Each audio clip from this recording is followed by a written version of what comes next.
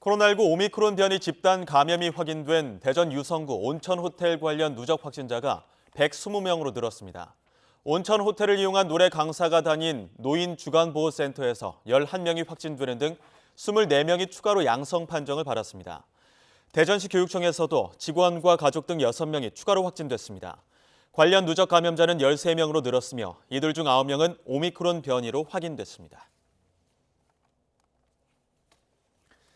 정부가 오늘부터 전국 대형마트나 백화점 등 6개 업종에 대한 방역 패스를 해제했습니다.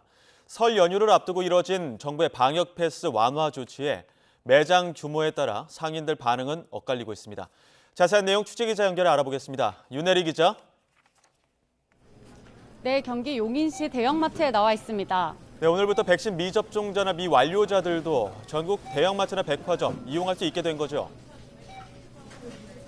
네, 이곳에는 어제까지만 해도 백신 패스 안내를 알리는 안내문이 곳곳에 붙어 있었습니다.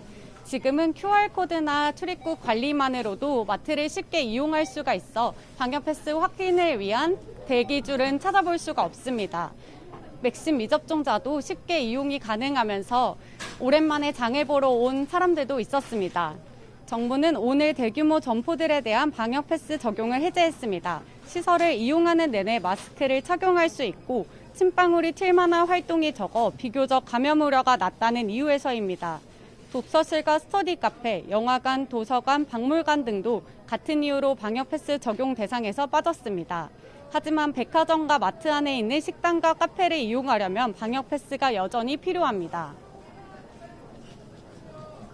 네, 매장 규모에 따라서 방역 패스 적용 기준도 나뉜다던데 상인들의 반응은 어떻습니까? 네, 방역 패스 적용이 해제된 대형마트나 백화점 등은 정부의 바뀐 조치를 환영하는 분위기입니다. 설 연휴를 앞두고 방역 패스로 인해 일부 손님들 발길이 끊길 것을 우려했지만 이런 부담이 줄어든 겁니다. 직접 목소리를 들어보시겠습니다. 설 명절 앞두고 우리 농업인들의 농산물 판매에 많은 그런 어려움이 예상되었는데 다행히 한숨 돌리게 되었습니다. 하지만 식당이나 카페를 운영하는 자영업자들은 불만을 토로하고 있습니다.